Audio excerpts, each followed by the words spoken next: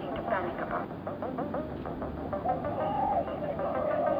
जानते हैं मित्रों और संपूर्ण क्रांति Darkest period in India's history. एक ऐसा काला दिन हमारा पूरा मकसद इस समय ये है कि स्थिति शांति और स्थिरता की रहे।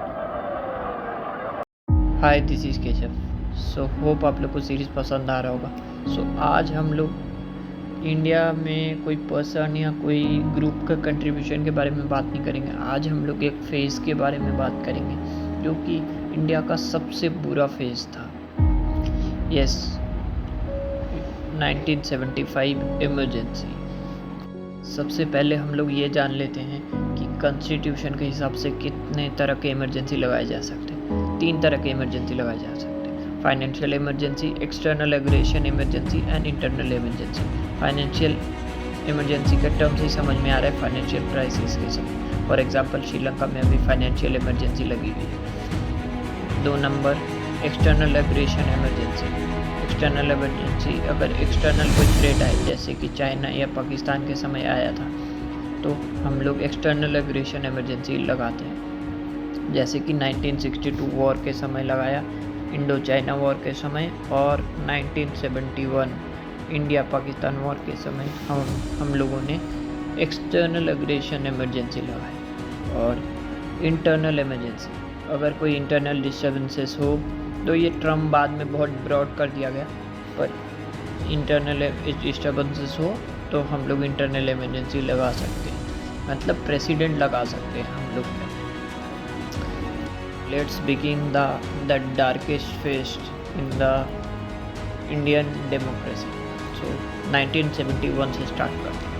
1971 में सबसे पहले इंदिरा गांधी ने इलेक्शन जीता और प्राइम मिनिस्टर के कुर्सी पर री इलेक्ट हुई। सब कुछ स्मूथ चल रहा था, उनको आयरन लेडी बोला जा रहा था। उनका पॉपुलैरिटी ने कांग्रेस को 75% वोट से प्राइम मिनिस्टर के हिसाब से री इलेक्ट करवाया। पर कहते हैं ना, ज़्यादा पावर एक इंसान के हाथ में बुरा ही होता है, तो एग्जैक्टली वही हुआ डेमोक्रेसी में। 1973 आते आते इंदिरा गांधी एक हिटलर बन गई थी। 1973 में किसी ने केस फाइल कर दिया इंदिरा गांधी के खिलाफ कि इंदिरा गांधी ने रायबरेली की जो सीट जहां से उन्होंने चुनाव लड़ा था और जीता था, उन्हें करप्ट प्रैक्टिसेस करके वो लोकसभा की सीट जीती है और प्राइम मिनिस्टर्स ऑफिस के सेक्रेटरी को गलत इस्तेमाल किया है। सो इलाहाबाद हाई कोर्ट ने सुनवाई करते हुए इंदिरा गांधी के कुर्सी से हटने का आदेश दिया और 6 साल इलेक्शन ना लड़ने की सज़ा दी। इंदिरा गांधी ने सुप्रीम कोर्ट पे वापस केस किया तो सुप्रीम कोर्ट ने स्टे लगा दिया इलाहाबाद हाई कोर्ट के ऑर्डर पर सुप्रीम कोर्ट ने ये कहा कि आप प्राइम मिनिस्टर तो रह सकते हैं, पर आप पार्लियामेंट में वोट नहीं कर सकते और आपको प्राइम मिनिस्टर पोस्ट की कोई भी सैलरी नहीं मिलेगी। सो इंदिरा गांधी ने रातों रात कोई भी काउंसिल ऑफ मिनिस्टर्स का डिसीजन के बिना इमरजेंसी लगा दी और राष्ट्रपति भवन में जाकर राष्ट्रपति फ़कीरुद्दीन अली अहमद जो करेंटली राष्ट्रपति थे उस समय, उनसे रात 11 बजे इमरजेंसी के पेपर पे दस्तखत करवा ली और अगला दिन सुबह 6 बजे काउंसिल ऑफ मिनिस्टर्स को ये जस्ट इन्फॉर्म किया गया कि देश में इमरजेंसी लग गई है। सुबह 8 बजे पूरे इंडिया को रेडियो के थ्रू संबोधन कर दिया गया कि देश में इमरजेंसी लागू हो गई है।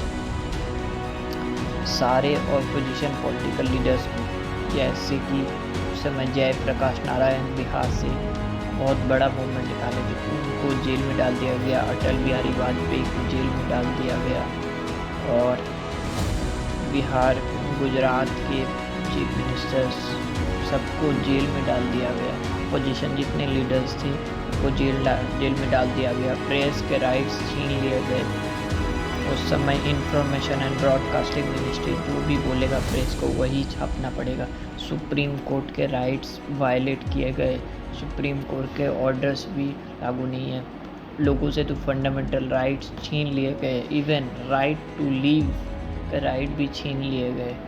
और ये 21 मंथ्स चले ये इमरजेंसी। दो इंदिरा गांधी रेडियो में ये बोला कि आतंकित होने का ज़रूरत नहीं है। आतंक जैसा काम किया और आतंकित ना हो, ये कैसे हो सकता है? आप खुद डिसाइड कीजिए, क्या ये डार्केस्ट पीरियड नहीं था?